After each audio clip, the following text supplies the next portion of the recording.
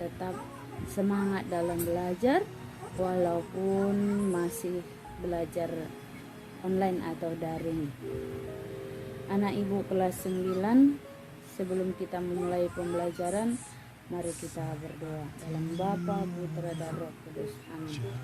Salam Maria, penuh rahmat, Tuhan sertamu, terpujilah engkau di antara wanita, dan terpujilah buah Tuhan Yesus. Santa Maria, Bunda Allah, doakanlah kami dosa ini sekarang dan waktu kami mati. Amin. Bapa, Putra, Kudus. Amin. Anak ibu kelas 9, minggu-minggu yang lalu sudah ibu kirim materi, yaitu yang ibu kirim melalui YouTube, yaitu mengenai Allah adalah sumber keselamatan yang sejati. Nah, untuk pembelajaran hari ini kita akan memasuki di bagian B, yaitu beragama sebagai tanggapan atas karya keselamatan Allah. Dalam pembelajaran kita pada hari ini, adapun tujuan pembelajarannya adalah menjelaskan makna hidup beragama. Yang kedua, menjelaskan hal-hal yang baik yang diperoleh jika manusia menghayati hidup beragama dengan baik dan benar. Yang ketiga, menyebutkan hal-hal negatif yang ditimbulkan jika manusia tidak menghayati nilai-nilai hidup beragama dengan benar. Yang keempat, menjelaskan macam-macam ungkapan beragama yang ada di masyarakat. Anak ibu, kita akan terlebih dahulu memahami arti daripada agama.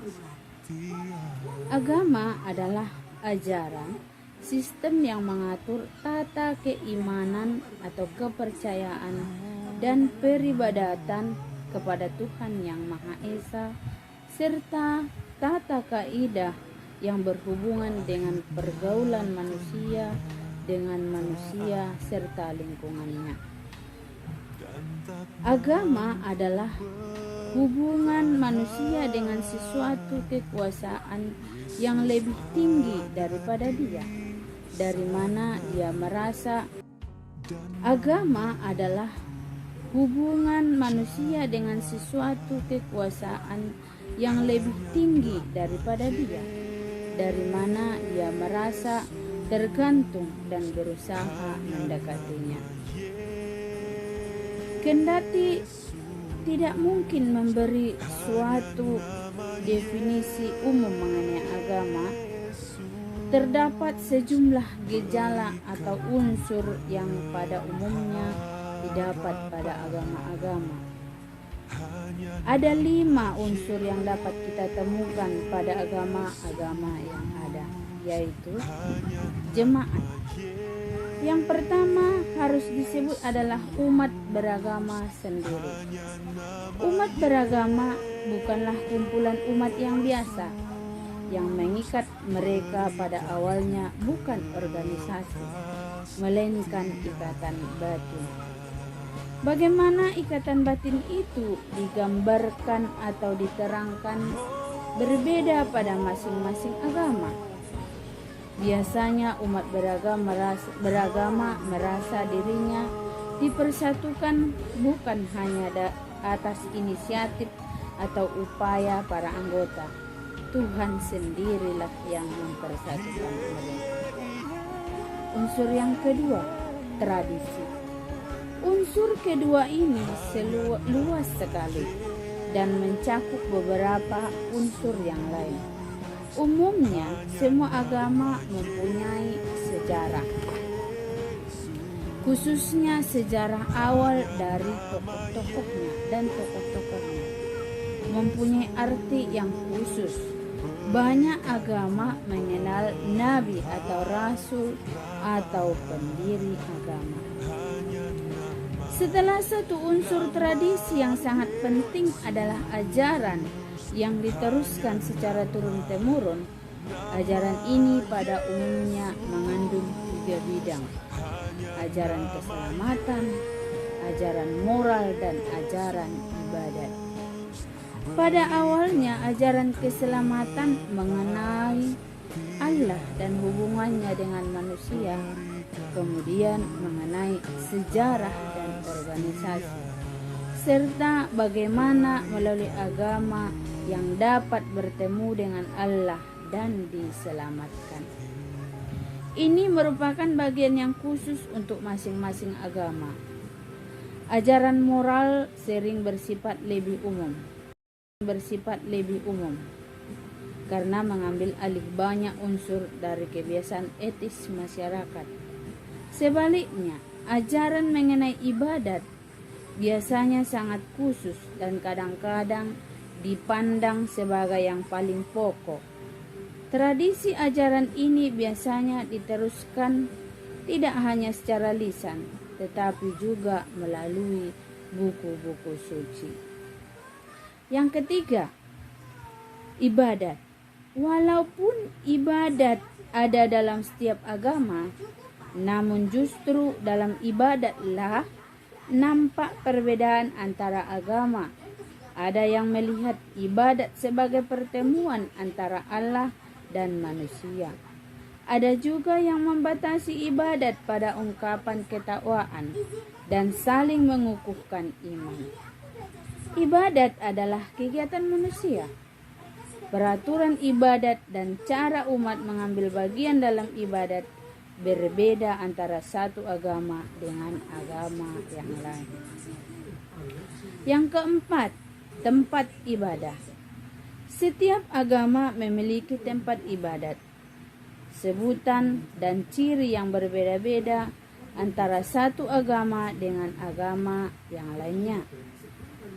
Tempat ibadat dipandang sebagai tempat yang dikhususkan bagi pertemuan dengan Tuhan. Selain itu, tempat ibadat dipandang sebagai tempat yang suci. Yang kelima, petugas ibadat.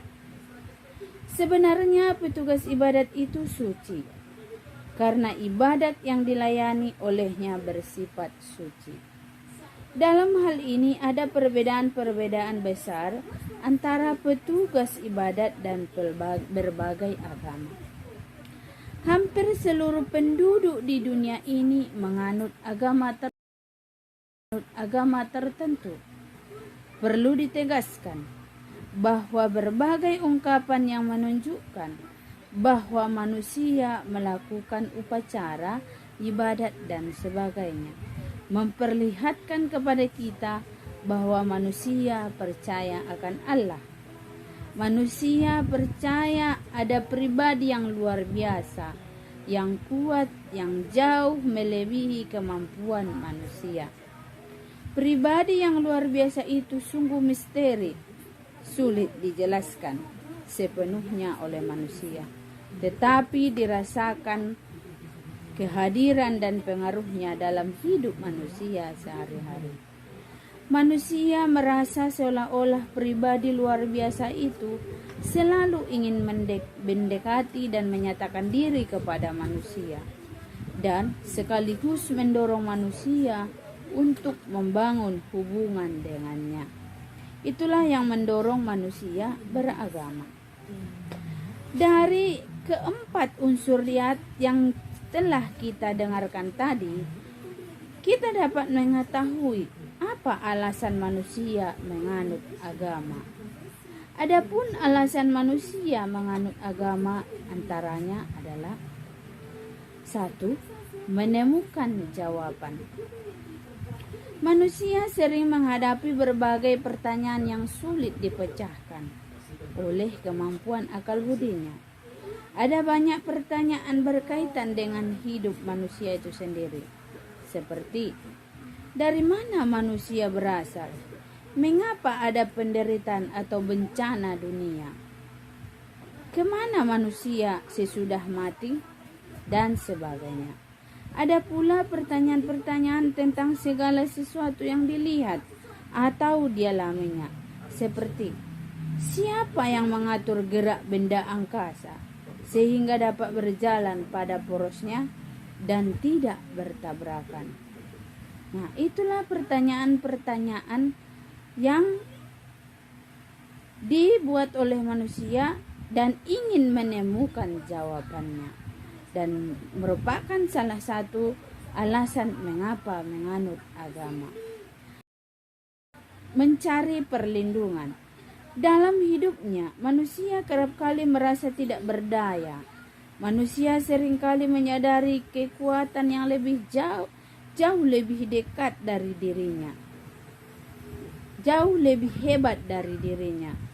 Kekuatan itu tampak dalam bentuk bencana, gejala alam, atau kejadian yang menimpa dirinya. Kekuatan tersebut dapat menghancurkan, tetapi juga dapat sangat membantu. Perasaan tidak berdaya itulah yang mendorong manusia untuk meminta perlindungan terhadap kekuatan yang lebih hebat itu. Dengan berlindung kepada kekuatan itu, manusia juga merasa keamanan. Yang ketiga, meneguhkan tata nilai. Dalam hidupnya, manusia mau tidak mau harus berelasi dengan sesamanya. Dari pengalaman berhubungan dengan orang lain tersebut, baik dengan individu maupun kelompok, manusia menemukan ada nilai-nilai tertentu yang bersifat membangun dan ada juga yang sifatnya dapat merusak relasi itu sendiri. Nilai-nilai tersebut kemudian disebut nilai baik dan jahat atau benar dan salah. Dari pengalaman pula akhirnya manusia menghayati bahwa yang baik dan benar harus dilakukan, sedangkan yang jahat dan salah harus dihindarkan. Melalui agama, segala nilai yang baik dan benar itu dihayati sebagai yang dikehendaki Allah, sedangkan yang jahat dan salah dianggap berlawanan dengan kehendak Allah. Maka manusia yang dianggap baik adalah mereka yang melakukan yang baik dan benar. Yang keempat, memuaskan kerinduan akan masa depan yang lebih baik.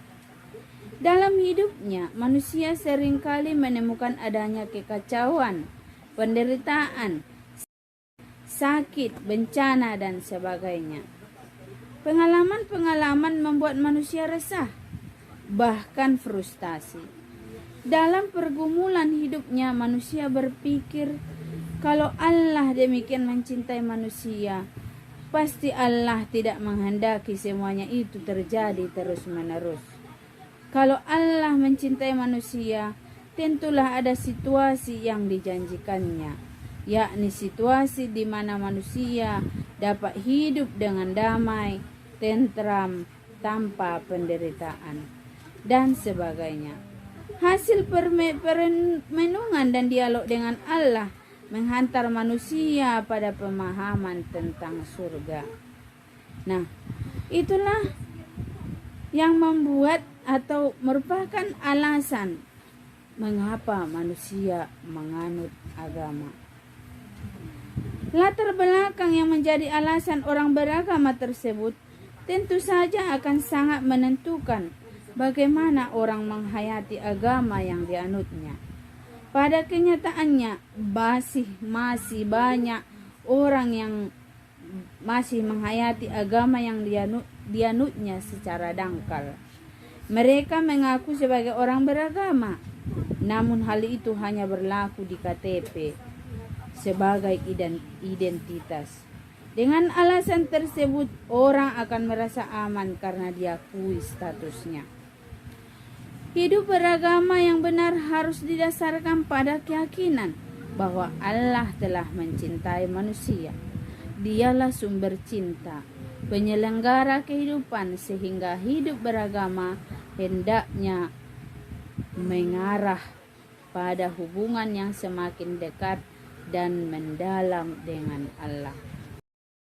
Pelajaran kita hari ini hanya cukup memahami itu saja dulu, dan untuk lebih mendalaminya nanti kamu baca kitab sucimu untuk lebih menggali atau tentang penghayatan agamamu dengan benar. kamu baca kitab sucimu nanti dalam Injil Lukas 18 ayat 9 sampai 14. Kamu baca itu nanti. Lalu kemudian setelah itu tugasmu ada 5, yaitu apakah menurutmu cara berdoa yang dilakukan oleh orang Farisi yang tertulis dalam kitab suci itu nanti setelah kamu baca berkenan kepada Tuhan? Yang kedua, mengapa Yesus lebih berkenan pada doa seorang pemungut cukai? Yang ketiga, apa perbedaan doa orang Farisi dengan doa pemungut cukai? Yang keempat, menurut pendapatmu, bagaimana seharusnya kita berdoa? Yang kelima, apakah doa-doa kita mencerminkan kehidupan keagamaan kita? Nah, itulah sebagai tugasmu Lan, kamu kirim nanti ke classroom. Demikian, kita tutup dengan doa. Kita ulangi doa salam Maria, doa salam. Aku sudah tiada sosok